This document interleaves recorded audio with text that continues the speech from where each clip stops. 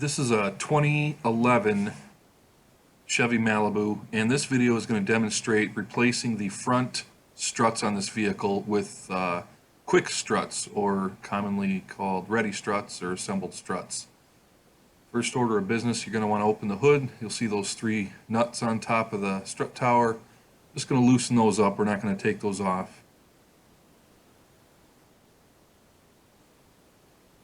By loosening those up, it'll give us a little wiggle room once we get the rest of the strut loose.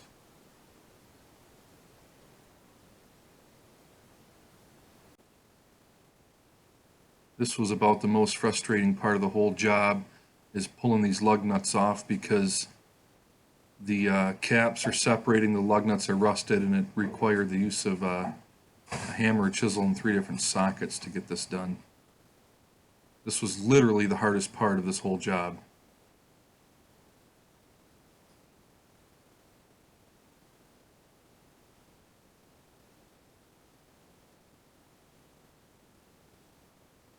If you have rusted lug nuts like this, if that chrome cap comes off, you're able to peel it off. You've got a solid 18mm nut underneath it. And that was the case on 1 or 2 of these.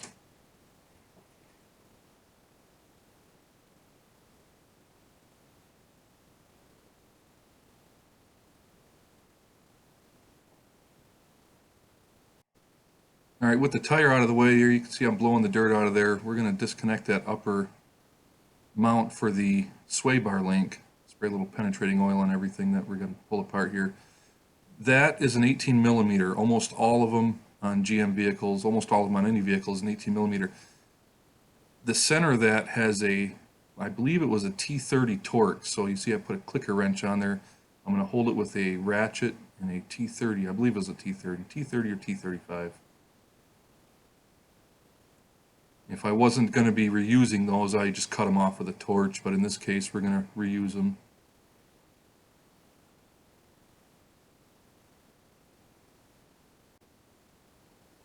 Over on the front side there's a 10mm nut that's holding that bracket for the brake hose to the strut. Just loosen that nut, you don't got to pull it off. Give that bracket a little tap with a hammer and pop loose.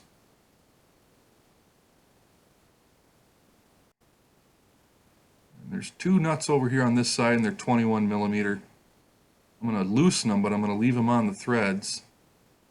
And I'm going to hit them with a hammer because the other end of the bolt is splined.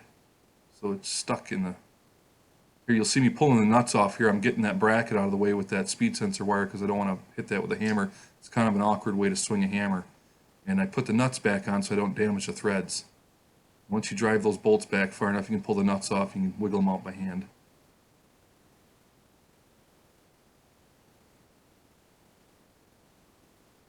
Once you get those bolts out of the way, you just wiggle it apart. Now it's just hanging from those 3 nuts up top.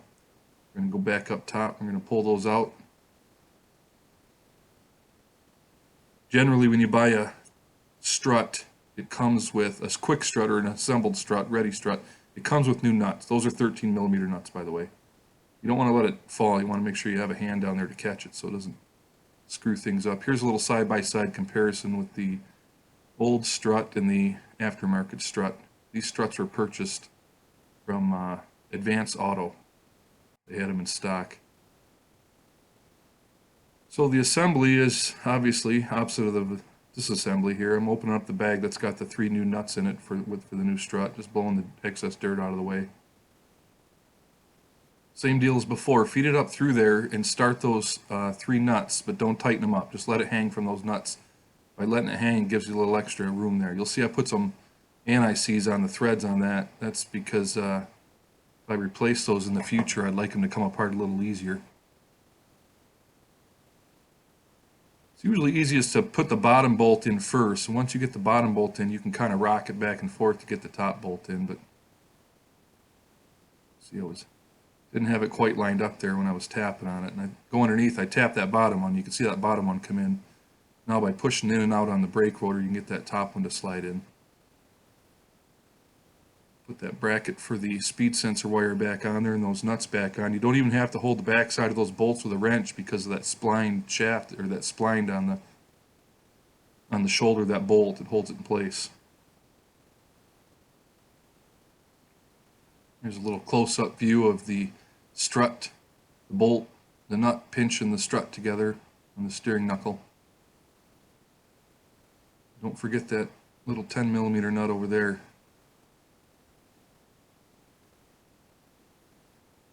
That just keeps that brake hose from getting out of place and rubbing on something.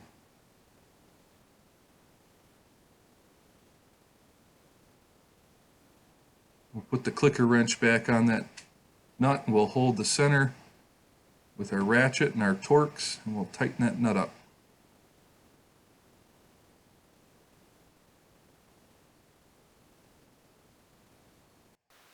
Now I almost forgot here, I gotta put the tire back on. You'll see, I catch it right when I thought I was done. I'm like, oh dummy, put the tire on.